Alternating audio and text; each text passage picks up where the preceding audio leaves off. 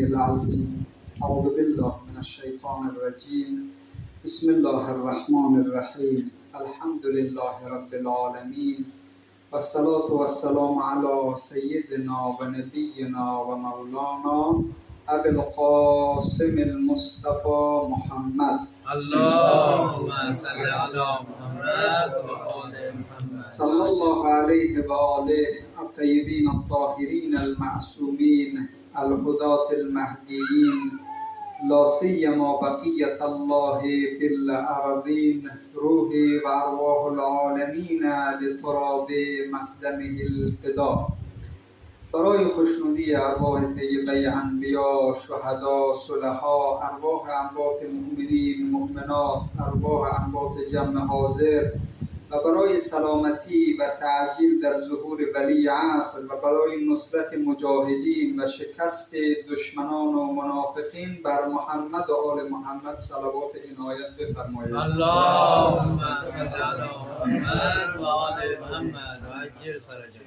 حدیثی از پیغمبر بزرگوار اسلام صلی الله علیه و آله و سلم روایت شده است که اون حضرت می‌فرماید یجی یوم القیامت ثلاث یشکون. وقت روز قیامت فرا میرسد سه دسته می آید و از انسانها شکایت می کند. این سه دسته کدام سه دسته است؟ دسته اول المصحف، قرآن کریم، مصحف همین کتاب الهی می آید و از انسانها خصوصا از مسلمین شکایت می کند. دسته دوم ول مسجد می آید شکایت می کند و دسته سوم ول عطرت می آید شکایت می کند. این سه دسته اول کتاب الهی، دسته دوم مسجد خانه الهی و دسته سوم هم اطرت و اهل بیت پیغمبر اکرم می آید از انسانها شکایت می کند. حالا شکایت اینها چیست؟ مصحف می آید یقول المصحف یا ربی حرفونی و مزقونی. مصحف می آید می گوید پروردگارا امت پیغمبر اسلام مرا تحریف کردند، یعنی معانی من را تغییر دادن به نفع خودشان و اون چیزی که خودشان میخواستن تغییر دادن، بدون دلیل ما را تفسیر کردن، تفسیر نادرست کردن، تفسیر برای کردن و مزقونی و مرا پاره کردن، با من دشمنی کردن، با من عمل نکردن، مرا محجور گذاشتن، متروک گذاشتن، شکایت میکنن. این شکایت قرآن هست. بعد و یقول المسجد و مسجد الهی، خانه الهی می آید شکایت می کند یا ربی عطلونی و زیعونی. امت تو و اهل اون مسجد مرا عاطل گذاشتن، یعنی وقت مرا ساختن دیگه نیامدن در من نماز بخوانند، عبادت را انجام بدهند، بلکه مرا عاطل گذاشتن و زیعونی ضایع کردن. ضایع شدن مسجد این است که مسجد را بسازن دیگر نرون از اون مسجد به نفع دین خود استفاده نکنن. ضایع شدن مسجد این است. متاسفانه امروز مسجدهای ما ضایع است. واقعا اکثر مساجد ما در بلاد اسلامی، در مناطق شیعه، در مناطق سنی متاسفانه عاطل و ضایع است. اما دوستان اطلاع دارن در مناطق شیعه نشین خصوصا در افغانستان فقط در مراسم فاتحه، در جلسه هایی که مربوط به دنیا میشه از مسجد استفاده میشه، اما از عبادت و از اعتکاف و از خطابه های دینی خیلی کمتر استفاده میشه. این خودش ضایع کردن مسجد است و این مسجد ها هم از ما شکایت میکنند. و تقول العطرت، بعد از او عطرت پیغمبر اکرم، اهل بیت پیغمبر اکرم می آید شکایت میکند، میفرماید یا ربی قتلونا، پروردگارا اینها یعنی امت مسلمان و امت مسلمه ما را قتل کردن، کشتن و تردونا و شردونا، اینها ما را از خود ترک کردن و از خود راندن و از ما استفاده نکردن. این سه دسته طبق این حدیث پیغمبر بزرگوار اسلام از مسلمین و از انسانها شکایت میکنند. حالا ممکن یک سوال ایجاد شود او سوالم شاید برای ما و شما نباشد، برای غیر طلبه ها باشد، سوال بکند که مسجد از سنگ و چوب ساخته شده است یا مثلا قرآن کریم او از چی نیست، از ورق و نمیفهمم از امثال چیزهای دیگه. خلاصا نمیتواند که شکایت بکند، قدرت حرف زدن را ندارد. یا این مسجدی که از سنگ و چوب و آهن و نمیدانم کلکین و پنجره و امثال اینها ساخته شده است، اینها چطور میتوانند صحبت بکنند؟ چطور میتوانند اینها شکایت بکنند؟ ممکن برای این سوال برای کسی که غیر طلبه هست پیش بیاید. در جواب باید بگوییم که قوانین این دنیا با قوانین عالم دیگر فرق دارند.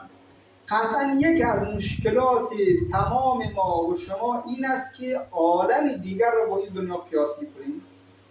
خیال میکنیم همون قوانینی که در این عالم حاکم و مسلط هست، همون قوانین در عالم دیگه هم مسلط است، در حالی که قضیه کاملا فرق میکند. اینجا قوانینشون چیز دیگری هست، عالم دیگر قوانینشون چیز دیگری هست. در اونجا میتوانند چیزهای حرف بزنند که در اینجا قدرت صحبت کردن را ندارند.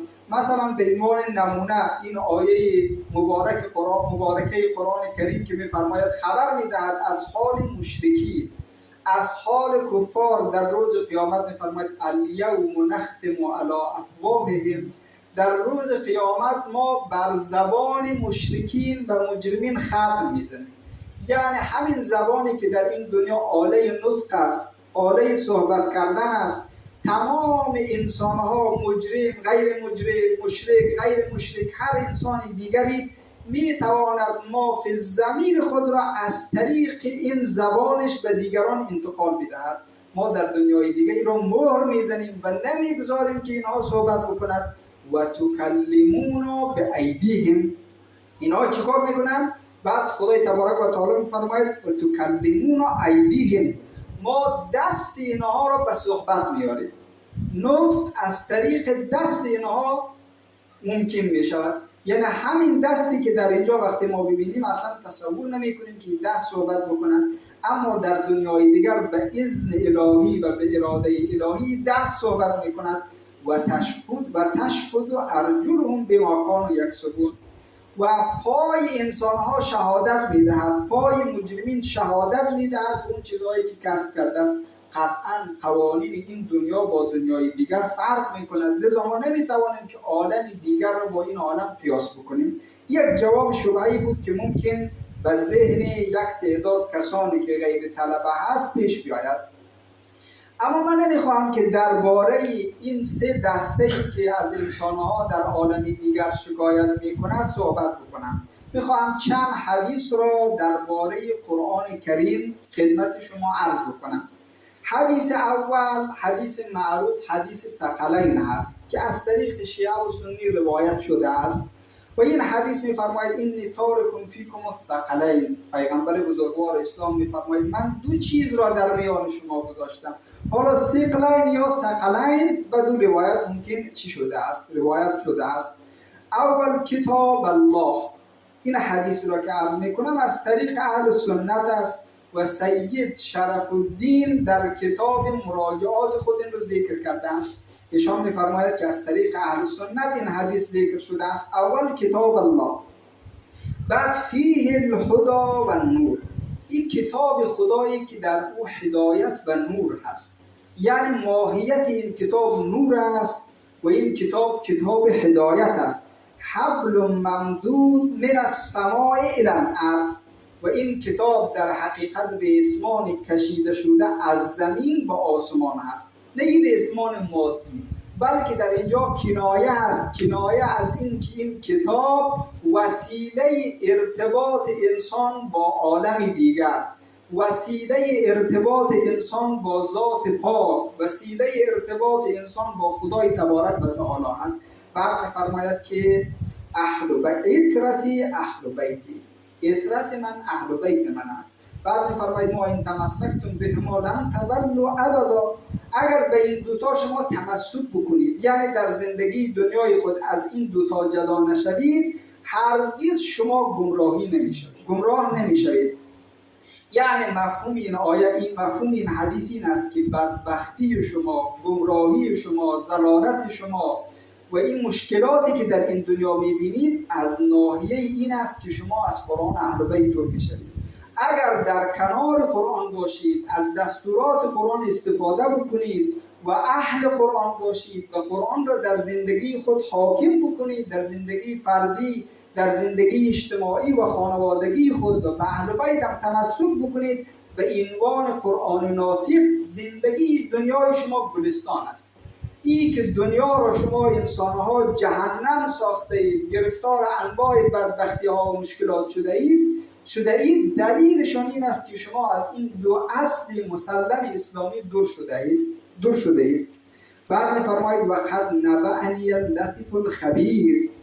پیامبر می‌فرماید که خدای لطیف و خبیر، یعنی خدایی که از جزئیات و ذرات آگاه است. او می‌فرماید که انهما لا یفترقا حتی یرد علی الحوض.